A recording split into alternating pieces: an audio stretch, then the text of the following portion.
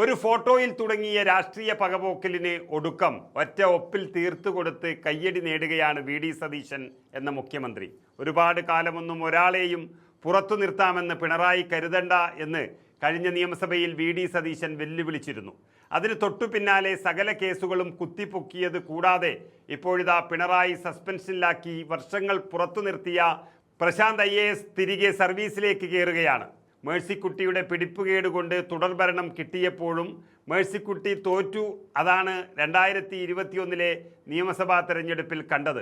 ഒപ്പം ചെന്നിത്തല നടത്തിയ രഹസ്യ ഓപ്പറേഷനിലൂടെ പിണറായിയുടെ ഒന്നാം ഭരണത്തിലെ ഏറ്റവും വലിയ കടൽ കൊള്ള പുറത്തു കൊണ്ടുവരാനും അദ്ദേഹത്തിനായി. പക്ഷേ കൊറോണ കാലത്തെ കിറ്റിൽ പിടിച്ചു തൂങ്ങി രണ്ടാം പിണറായി സർക്കാർ അധികാരം ഉറപ്പിക്കുകയായിരുന്നു.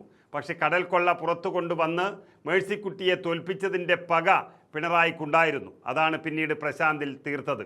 കേരള രാഷ്ട്രീയത്തെ അത്രമേൽ ഉലച്ച ആഴക്കടൽ കൊള്ളയുടെ അണിയറക്കഥകളും അതിൻ്റെ പേരിൽ ഒരു IAS ഉദ്യോഗസ്ഥൻ അനുഭവിക്കേണ്ടി വന്ന സമാനതകളില്ലാത്ത വേട്ടയാടലുമാണ് ഇപ്പോൾ മുഖ്യമന്ത്രി വി.ഡി. സതീശൻ്റെ ഒരൊറ്റ ഒപ്പിലൂടെ അവസാനിച്ചിരിക്കുന്നത്.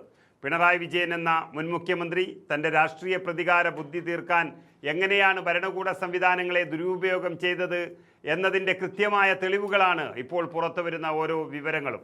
2021 രമേശ് ചെന്നിത്തല പുറത്തുവിട്ട EMCC ആഴക്കടൽ പദ്ധതിയുടെ ഫയലുകൾ പിണറായി സർക്കാരിൻ്റെ മുഖം മൂടി അപ്പാടെ അഴിച്ചു പണിയുന്നതായിരുന്നു.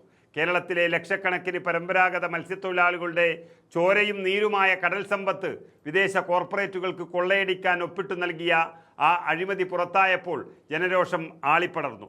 കിറ്റിൻ്റെ രാഷ്ട്രീയത്തിൽ തൂങ്ങി പിണറായിക്ക് തുടർച്ചയായി രണ്ടാമതും ഭരണം കിട്ടിയെങ്കിലും തീരദേശത്തിൻ്റെ രോഷത്തിൽ ഫിഷറീസ് മന്ത്രിയായിരുന്ന മേഴ്സിക്കുട്ടി എമ്മിക്ക് സ്വന്തം മണ്ഡലമായ കുണ്ടറയിൽ കനത്ത പരാജയം ഏറ്റുവാങ്ങേണ്ടി വന്നു.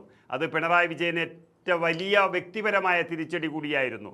തൻ്റെ വിശ്വസ്തയായ മന്ത്രിയുടെ പരാജയത്തിന് കാരണമായ ഫയലുകൾ പ്രതിപക്ഷത്തിന് ചോർത്തി നൽകിയത് അന്ന് KSINC MD ആയിരുന്ന പ്രശാന്ത് IAS എന്ന കലക്ടർ ബ്രോ ആണെന്ന കടുത്ത നിഗമനത്തിലേക്ക് ഭരണകൂടം എത്തിച്ചേർന്നു.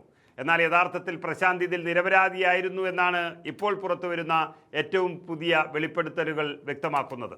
പ്രശാന്തിൻ്റെ സുഹൃത്തും സാമ്പത്തിക വിദഗ്ധനുമായ ബൈജു സ്വാമി സോഷ്യൽ മീഡിയയിലൂടെ പങ്കുവച്ച വിവരങ്ങൾ ഈ ക്രൂരമായ രാഷ്ട്രീയ വേട്ടയാടലിൻ്റെ ആഴം തുറന്നു കാട്ടുന്നു. പിണറായി വിജയൻ്റെ കടുത്ത രാഷ്ട്രീയ എതിരാളിയായ ബൈജു സ്വാമിയും പ്രശാന്തും തമ്മിലുള്ള സൗഹൃദവും അവർ ഒരുമിച്ചെടുത്തൊരു ഫോട്ടോയുമാണ് പ്രശാന്തിൻ്റെ കരിയർ തകർക്കാൻ മുൻ ഭരണകൂടം ആയുധമാക്കിയത്.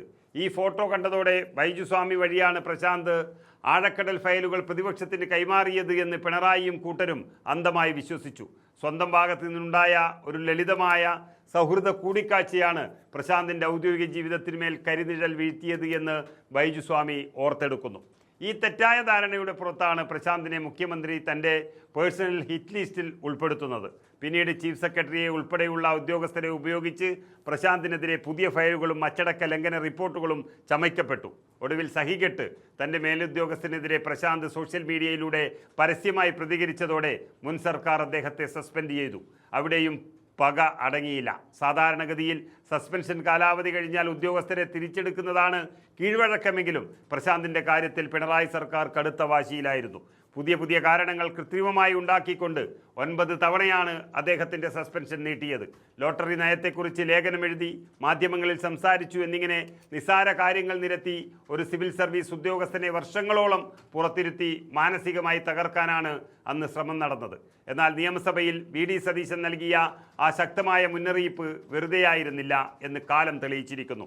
കേരളത്തിൽ രാഷ്ട്രീയ മാറ്റം സംഭവിക്കുകയും വി.ഡി. സതീശൻ മുഖ്യമന്ത്രിയായി സർക്കാർ അധികാരമേൽക്കുകയും ചെയ്തതോടെ കാര്യങ്ങൾ കീഴ്മേൽ മറിഞ്ഞു. മുൻ ഭരണകൂടത്തിൻ്റെ വ്യക്തിവൈരാഗ്യത്തിൻ്റെയും പീഡനങ്ങളുടെയും ഇരയായി മാറിയ പ്രശാന്തിൻ്റെ ഫയലുകൾ പരിശോധിച്ച പുതിയ മുഖ്യമന്ത്രി ഇത്രയും കാലം നടന്നത് കടുത്ത രാഷ്ട്രീയ പകപോക്കലാണെന്ന് കണ്ടെത്തുകയായിരുന്നു. മുൻ മുഖ്യമന്ത്രിയുടെ ഹിറ്റ് ലിസ്റ്റിൽപ്പെട്ട് വർഷങ്ങളായി നീതി നിഷേധിക്കപ്പെട്ട് പുറത്തുനിന്ന കലക്ടർ ബ്രോയെ ഭരണത്തിൻ്റെ എല്ലാ അധികാരവും ഉപയോഗിച്ച് തിരികെ കസേരയിലേക്ക് എത്തിക്കാൻ വി.ഡി. സതീശൻ ഒട്ടും മടിച്ചില്ല.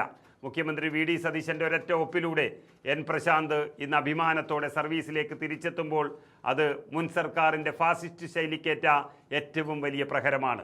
ഉദ്യോഗസ്ഥരെ ഭയപ്പെടുത്തിയും വേട്ടയാടിയും സ്വന്തം താല്പര്യങ്ങൾക്ക് വഴങ്ങാനുള്ള മുൻ ഭരണാധികാരികളുടെ ഇടുങ്ങിയ രാഷ്ട്രീയ ചിന്തകൾക്ക് ഈ ജനാധിപത്യ സർക്കാരിൽ സ്ഥാനമില്ല എന്ന് ശക്തമായ സന്ദേശമാണ് മുഖ്യമന്ത്രി വി.ഡി. സതീശൻ ഇതിലൂടെ നൽകിയിരിക്കുന്നത്.